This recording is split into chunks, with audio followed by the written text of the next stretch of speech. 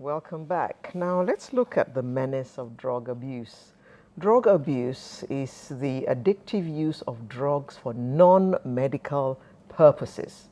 It also defines a state, emotional and sometimes physical, characterized by a compulsion to take drugs on a constant basis in order to experience its mental effects.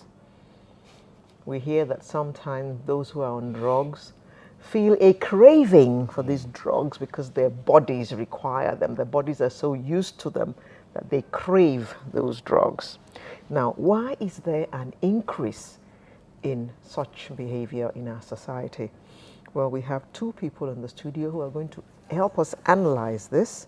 It's my pleasure to welcome Ekene Onwanum of TBRI, and TBRI stands for the Eagle Eye Behavioral Reorientation Initiative. Thank you. Good morning and thank you for coming. And we have the Head of Public Affairs at the NDLEA, Mr. Mitchell Ofoyeju.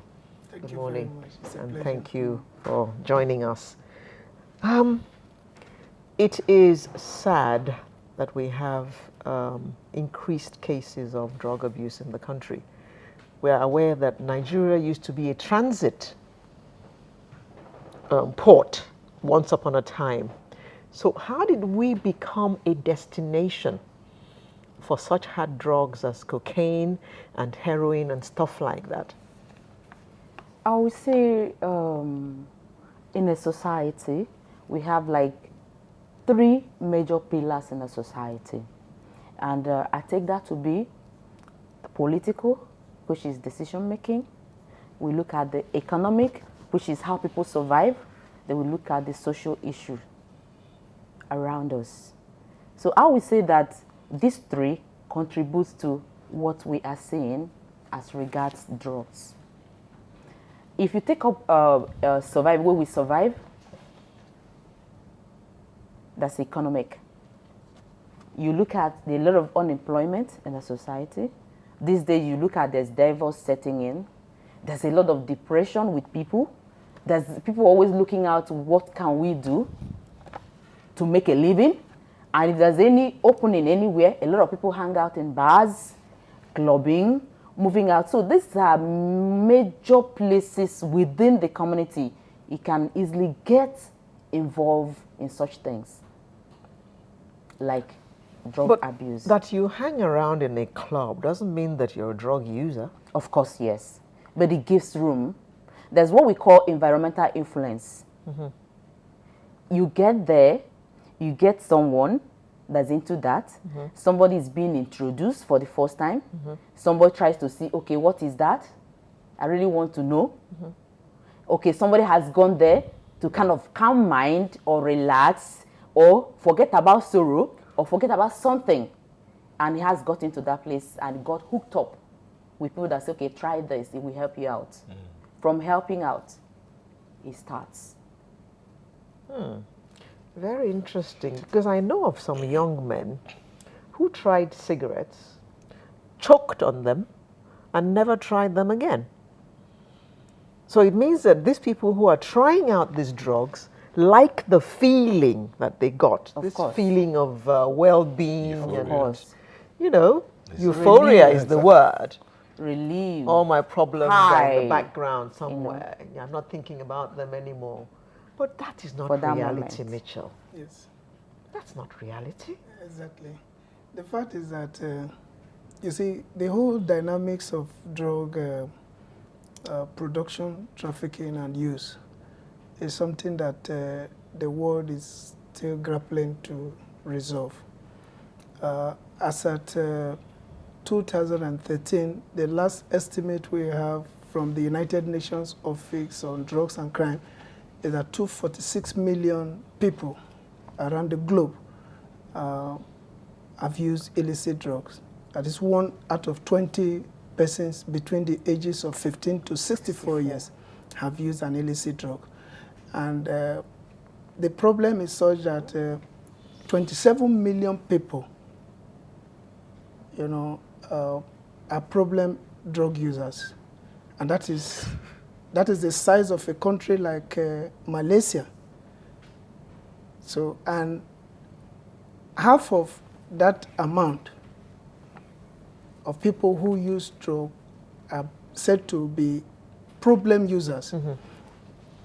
The implication is that half of the problem drug users also inject these drugs.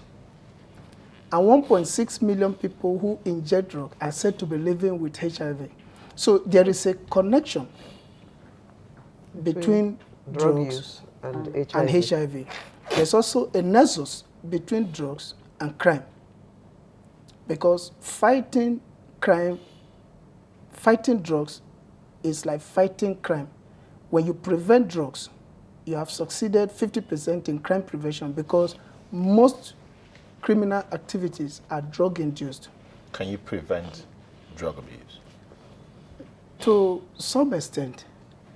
And I will give you some figures. In the past 20-something years that NDLA commenced operation, precisely 1990, to date, about 57 million kilograms of drugs have been taken out of illegal circulation in Nigeria. 57 million. Million. So that is huge. That is huge. I'm sure most of it was passing through, right? No. Most of it is actually cannabis, because that is what is produced in Nigeria. So you have Cannabis, that's Indian hemp. yes, Okay. also known as hemp. So it's a major problem for us in the marijuana because it is locally produced. But the issue is, how did we get here? But in other parts of the world, marijuana is now medication. In some parts of the world. But how far has that helped them? Because marijuana today, according to statistics, is responsible for brain damage, protracted use of marijuana. Yeah. Yes. Brain damage. Brain Because it gets to the damage. sensories. Yes. Oh my God. So we have most of all these drugs we are talking about, they affect the way that the brain chemistry, the way the brain functions. In fact, they hijack a lot of activities in the brain such that they make the brain to malfunction. For instance, you don't need to take any drugs to be happy. Naturally, there are neurotransmitters that can be stimulated naturally, and you feel a sense of happiness or you are satisfied. But when you take these drugs, those parts of the brain that makes you happy, they are over-triggered. So it gets to a time that it's just like an elastic. When you overstretch it, It breaks. it breaks. And when it breaks, it becomes a problem. So the focus now internationally is on prevention and treatment.